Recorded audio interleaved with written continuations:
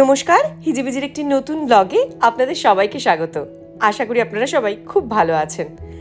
এই লিলিগুলো দেখছেন, এটা 3 বছর আগে এক দিদি আমাদের দিয়েছিলেন। প্রত্যেক বছর গাছটা মরে যায়, আবার ঠিক গরমকালে সুন্দর গাছটা ফুল দেয়।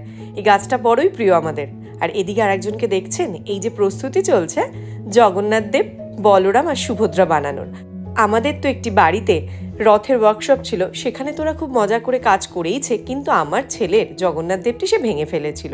তাই তারপর একদম রথের 2 দিন আগে আমি এবং আমার সাগরেত মিলে বানিয়ে ফেললাম এই জগন্নাথ সুভদ্রা বলরামটি।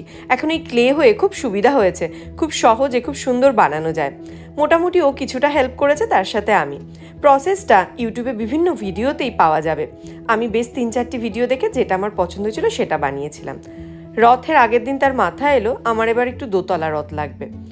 এইবার এদিকে নিজে সে টায়ার্ড, সারাদিন ঘোরাঘুরি করে ঘুমিয়ে পড়েছে। রাত্রিবেলা আমি হাল ধরলাম, কিছুই না, একটা ঘরে পড়ে থাকা ছোট্ট বক্সকেই কেটে কুটে একটু দোতলা বানিয়ে দিলাম। সেও খুশ, আমরাও খুশ। আগের বারের রথটাকেই একটু সুন্দর করে সাজিয়ে গুছিয়ে তার রথের প্রস্তুতি।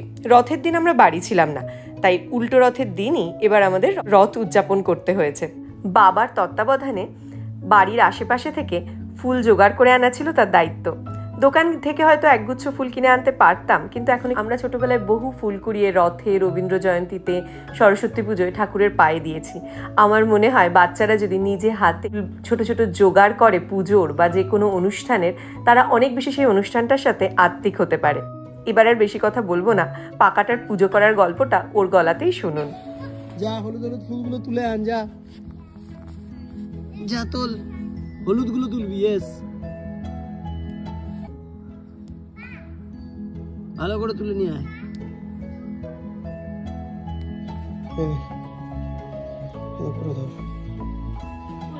অনেক ফুল এনেছে তো ছেলে। ছেলে না বলে আমি এনেছি, ছেলে শুধু লঙ্কা ফুল তুলেছে। ফুল নেব, যেটা ইচ্ছা, যেটা তোমার সবথেকে পছন্দ সেটা আগে নাও। লঙ্কা ফুল নিয়েছো? 3 জন ঠাকুরের পায়ে 3টে দাও।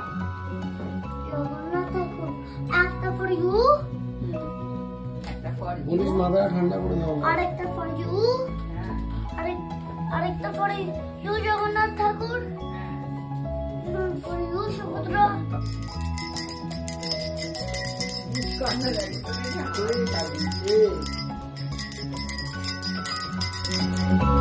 বাড়িতে দিদা থাকায় এবার মোটামুটি রথযাত্রার উৎসব বা জগন্নাথ সুভদ্রা বলরাম কিভাবে পুরীতে এসেছিলেন এই সব গল্প তার কণ্ঠস্থ হয়ে গেছে।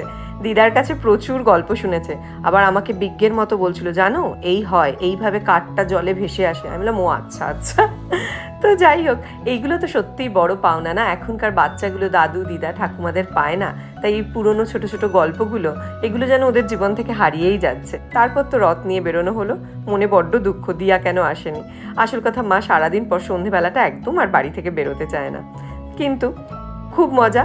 আর বাচ্চাদের রথ টানা সব থেকে মজাটা কি লাগে জানেন? রথ নিয়ে তো যাচ্ছে, যখনই কনফিডেন্স লেভেলটা বেড়ে গেল, ধুপ করে রথটা উল্টে গেল, আর আবার সেটাকে তোলা।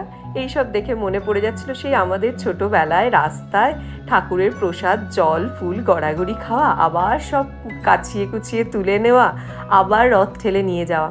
এই খেলার ছলে ঠাকুর পুজো বা ঠাকুরের প্রতি যে একটা আবেগ, ভালোবাসা তৈরি হওয়া, এটাই মনে হয় আমাদের ছোটবেলাগুলোকে অনেক অনেক অনেক বেশি সুন্দর করে তোলে, তাই না? কি দেখবো? হাসে, রথ পড়ে গেলে কি হাসে, বোকা ছেলে। চলো চলো, ঠিক আছে। হ্যাঁ, এই ডাস্টবিনটা খুলতে ঢোকাবাজ করে গেছে, ডাস্টবিনটা খুলতে।